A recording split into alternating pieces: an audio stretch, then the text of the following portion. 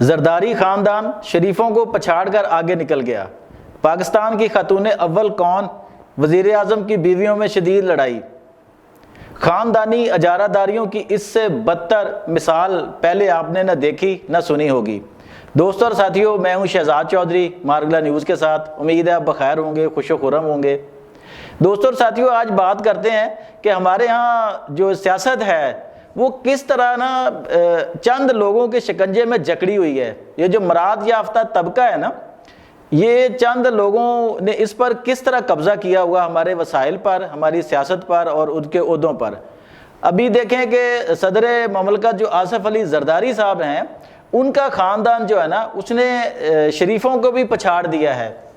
وہ کس طرح کہ آپ دیکھیں، صدر مملکت آصف علی زرداری صاحب ہیں، ان کے صاحبزادے بلاول بھٹو اور اب ان کی چھوٹی بیٹی آصفہ بھٹو زرداری صاحبہ جو ہیں، وہ جو ان کے آبائی حلقہ جو ہے NA 202، جہاں سے سردار زرداری صاحب MNA منتخب ہوئے تھے، ان کی خالی کردہ سیٹ پر کل وہ بلا مقابلہ جو ہے MNA منتخب ہو گئی ہیں۔ یعنی کہ ان کے مقابلے میں ہی کوئی نہیں آیا، کہ وہ اتنی ٹیلنٹڈ ہیں ماشاءاللہ اور بڑی ہونہار ہیں، انہوں نے بڑے کارنامے سر انجام دیے ہوئے ہیں کہ ان کی خدمات اور ان کے کارناموں کو دیکھتے ہوئے نا، اس حلقے میں کوئی ایک بھی بندہ ایسا نہیں تھا جو اس کیلیبر کا ہو یا جو سمجھے کہ اس کا مقابلہ بنتا ہے آصفہ بھٹو زرداری سے۔ لیکن واقعی نہیں بنتا جناب، میرا آپ کا کیا بنے گا؟ اس کے ساتھ زرداری بھی لگا ہوا اور بھٹو بھی لگا ہوا ہے۔ یہ تو ہم سب کے ساتھ نہیں ہے نا، وہ اس لیے بلا مقابلہ منتخب ہو گئی ہیں۔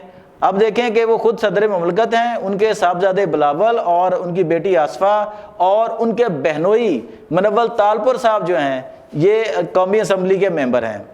اچھا، پھر تھوڑا سندھ کی طرف چلیں تو ان کی دو بہنیں ہیں آصف علی زرداری صاحب کی، ڈاکٹر عذرا اور فریال تالپور صاحبہ جو ہیں، وہ ممبران سندھ اسمبلی ہیں۔ اور ماشاءاللہ فریال تالپور صاحبہ جو ادی کے نام سے وہاں فیمس ہیں اور جانی جاتی ہیں، بیسکلی وہ تمام فیصلے جو سندھ کی سطح تک کے ہوتے ہیں، وہ ان پر اس کا اثر و رسوخ بہت زیادہ ہے۔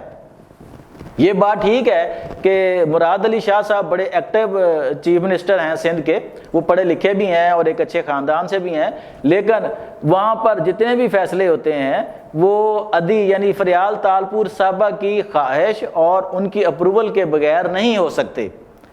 تو یہ اب تھا کہ دیکھیں ایک ہی خاندان میں کتنی سیٹیں ہیں۔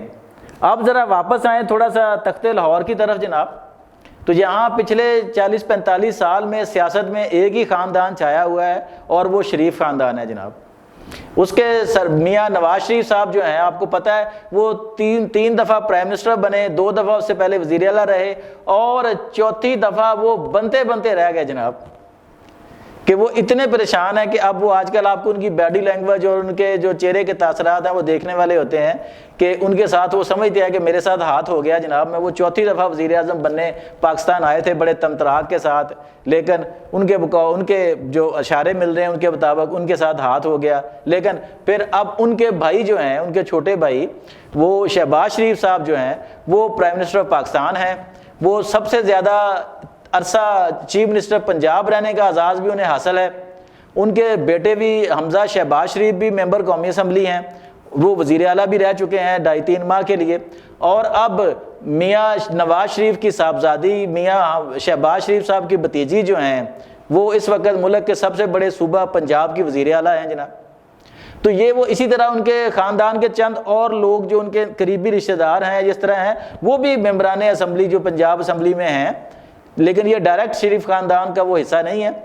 تو اسی طرح یہ دیکھیں نا کہ یہ جو عہدے ہیں، یہ ان لوگوں کو صرف اپنے ہی خاندان کے لوگ یا عزیز اقربا ہی نظر آتے ہیں کہ شاید وہی باصلاحیت ہیں جو اس ملک کا نظم و نسق چلا سکتے ہیں یا اس ملک کو آگے لے کر جا سکتے ہیں۔ اور اتنے سالوں سے اس ملک کے ساتھ ان لوگوں نے جو کیا ہے وہ میں آپ اور سب بخوبی جانتے ہیں۔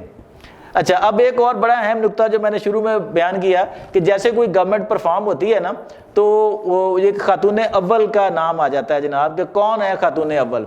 اب ہمارے جو پرائم منسٹر صاحب ہیں، عمومی طور پر جو وزیر اعظم ہوتا ہے ان کی جو اہلیہ ہوتی ہے وہ خاتون اول ڈکلیئر کر دی جاتی ہے، جسے پچھلے دور میں بشرا بی بی تھیں۔ لیکن یہاں ایک بڑا مخمصہ بن گیا ہوا ہے نا اب کہ ہمارے جو ہے چارمنگ وزیر اعظم پاکستان شہباز شریف صاحب جو ہیں ان کی صاحب کی کئی بیویاں ہیں. اب وہ کس بیوی کو جناب وہ خاتون اول بنائیں گے؟ وہاں تو آپ کو پتہ ہی ہے کہ اتنا بڑا ہوتا ہے, ایک خاتون کو دے دی گا, اس کی دوسری بیوی تیسری بیوی, وہ تو لڑائی شروع ہو جائے گی جناب. وہ کہیں گے ہم کیوں نہیں بنے جناب, ہم یہ پروٹوکول کیوں نہ انجوائے کریں جناب. تو یہ تو ایک ایسا تجربہ ہے, یہ بڑا ہی عجیب قسم کا تجربہ ہے. اور میں اس کے سارا جانتا ہوں. کیوں جانتا ہوں یہ کبھی پھر بتاؤں گا کہ یہ اس طرح کے حالات ہوتے ہیں اور کیا ہوتا ہے جناب. تو اب وہ اس پہ پھٹا پڑ گیا جناب کہ کون خاتون اول ہوگی. اب دیکھیں 2 ماہ ہونے والے پرائم منسٹر بنے لیکن خاتون اول کا فیصلہ نہیں ہو رہا.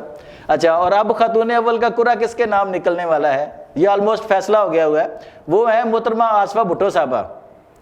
یہ آصفہ بھٹو صاحبہ جو ہے زرداری صاحب کی صاحبزادی ہیں. اب زرداری صاحب کی تو مسز اللہ بخشے کہ وہ فوت ہو گئی ہیں, شہید ہو گئی ہیں, محترم بے نظیر بھٹو صاحبہ.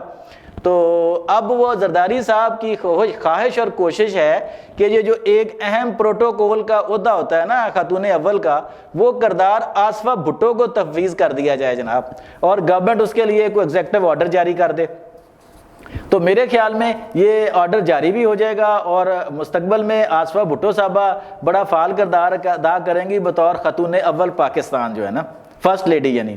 لیکن اب وزیر اعظم کیوں دے رہے ہوں گے؟ وزیر اعظم کہتے ہوں گے چلو یار جان چھوٹی یار, کہ وہ بیویوں نے لڑنا تھا کہ یار میں بنوں گی, وہ کہتی میں بنوں گی, وہ تیسری بیچ میں آ جاتی کہ نہیں تو تم دونوں چھوڑو میں بنوں گی جناب.